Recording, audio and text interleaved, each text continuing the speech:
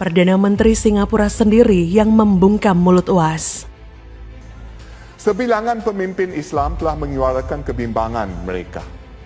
Kami memantau perkembangan ini. Pendakwah asing pernah dilarang masuk ke Singapura. Ada pendakwah beragama Islam, ada beragama lain. Yang jelas, pemerintah harus tegas dan konsisten terhadap semua agama demi mempertahankan keharmonian agama kita. Nah, kalau misalnya dia dibiarkan masuk dan kemudian ceramah menghina agama lain di dalam sana, terus akhirnya ditangkap oleh pemerintah Singapura berdasarkan undang-undang terorisme mereka, nanti yang ribut malah dua negara, Indonesia dan Singapura. Dan Singapura itu terkenal nggak ada kompromi masalah itu.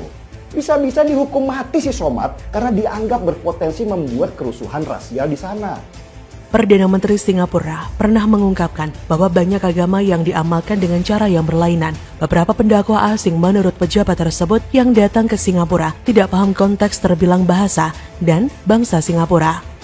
Mereka, para pendakwa asing yang dimaksud tersebut, menyuruh supaya para penganut agama dan bukan penganut dipisahkan. Para pendakwa tersebut mengutuk orang beragama lain dan ada kalanya mereka juga mengutuk seagama mereka sendiri hanya karena mereka berlainan aliran atau mazhab. Mereka menganjurkan amalan dan adat yang boleh membawa peringatan kepada Singapura.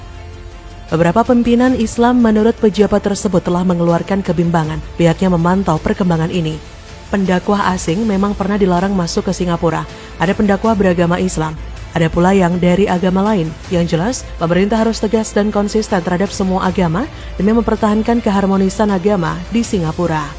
Pernyataan tersebut seperti menyinggung atau menyentil kejadian yang menimpa Ustadz Abdul Somad atau UAS belakangan ini. Pernyataan tersebut seperti memberikan penjelasan soal sopan santun atau peraturan dalam hak berbicara di Singapura. Hal tersebut juga diungkapkan oleh Isfah Abidal Aziz, staf khusus Menteri Agama, yang mengatakan makna yang bisa dipetik dari peristiwa itu adalah penceramah agama perlu menjaga dan berhati-hati dalam hal melakukan kegiatan keagamaan atau menyampaikan pandangan-pandangan keagamaan. Ia mengungkapkan Kementerian Agama terus mendorong bagaimana penceramah agama itu mampu mengimbangkan, meningkatkan, dan menyelaraskan komitmen berbangsa dan bernegara dengan hak beragama. Oleh karena itu, ia mengungkapkan Kementerian Agama memiliki suatu program terkait dengan penguatan kapasitas dan kompetensi penceramah agama.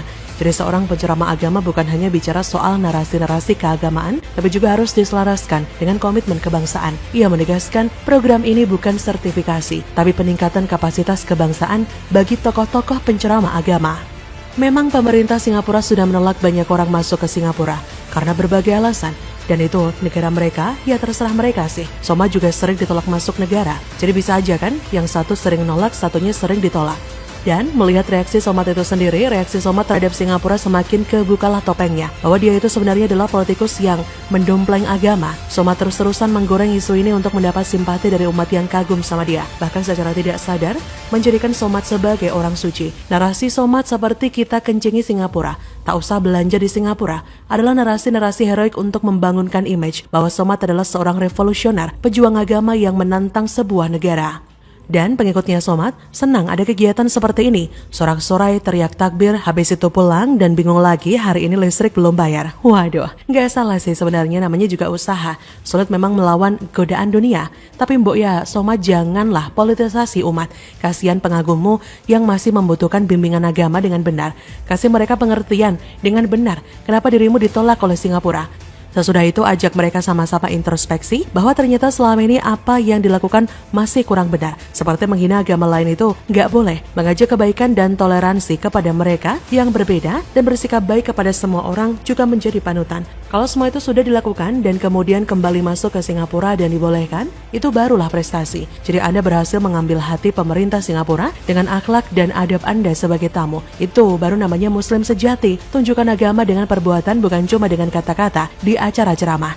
Sebagai catatan kita, semua peristiwa ditolaknya Somad karena dia dicap sebagai penceramah radikal adalah sebuah tamparan keras. Singapura sebagai negara multi etnis dan multi agama seperti mengingatkan pemerintah Indonesia untuk menjaga negaranya dari penceramah radikal.